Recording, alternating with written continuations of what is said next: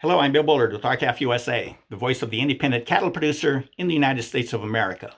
Well, let's say I'm a dad or mom doing the weekly grocery shopping for me, my spouse, and my children. And let's say I've been doing the grocery shopping for several years. And long before the experts hollered inflation, I was keenly aware that beef prices were skyrocketing. And now that inflation is settled in, I notice that virtually all food prices are higher. But I still know that beef prices remain disproportionately higher. So out of curiosity, I want to know why that is. Why have I been paying ever-increasing beef prices both before and during this inflationary period? I simply want to know. And my suspicion is that America's cattle farmers and ranchers must be getting rich at my expense. So naturally, to get such an important question answered, I turn to the experts. And the experts, of course, are the prominent agricultural economists from certain land-grant universities who have long supported the beef packing lobby, and who are often featured in beef-related trade publications. Now, their expert opinions are considered gold. So I can't possibly go wrong relying on these esteemed economists to answer my question. After all, their authority is so well respected that Congress itself relies upon their expertise to make sweeping public policy decisions. Now, a recent example of this was last fall, when the U.S. House Agriculture Committee welcomed the economic research they had commissioned Texas A&M University to conduct to answer the very same question I had. And Congress was not disappointed. In a series of economic reports, the beef packing lobby-aligned agricultural economists artfully assuaged Congress's concern that something was awry in the nation's beef market. No, the experts told Congress, all is well in the beef market. Don't touch it. These superinflated beef prices, though occurring when America's cattle farmers and ranchers are receiving super depressed prices for their cattle, are simply a natural phenomenon, readily explained by the fundamental law of supply and demand. You see, Congress was told, there are too many cattle for the big beef packers to harvest, and that's why cattle prices are so low. There is simply a greater supply than there is a demand for all those cattle. And coincidentally, there is a shortage of beef, which is simply a function of there being more consumer demand for beef than there is beef. So there you have it.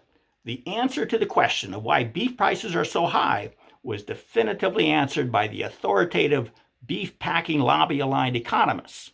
But at least now we know that America's cattle farmers and ranchers aren't getting rich off the higher beef prices that we've been paying. In fact, we now know that as we've been paying record beef prices, their cattle prices have supposedly been depressed by some naturally occurring economic force known as insufficient demand. But then there was light. Other land-grant university economists and academics saw right through the beef packing lobby charade. They discredited the false explanations proffered by the beef lobby gurus.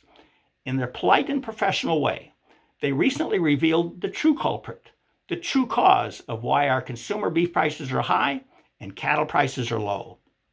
What they revealed is that the largest of the nation's beef packers, which each own multiple beef packing plants, have fundamentally changed the way they buy cattle from America's cattle farmers and ranchers. And the way they are now buying those cattle is causing low cattle prices and high beef prices.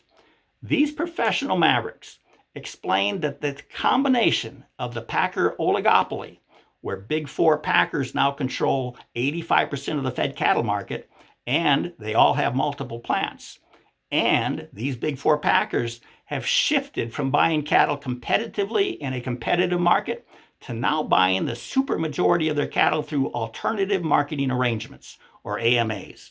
That's what explains why beef prices are high and cattle prices are low. Now, in the light shining now upon the beef market, we're learning that the Big Four beef packers' use of AMAs broadly depresses the price of cattle, and that the Big Four can and do increase the spread between cattle prices and beef prices through multi-plant coordination. And we learn that Congress's reliance upon the beef packing lobby-aligned economists is dangerously misplaced.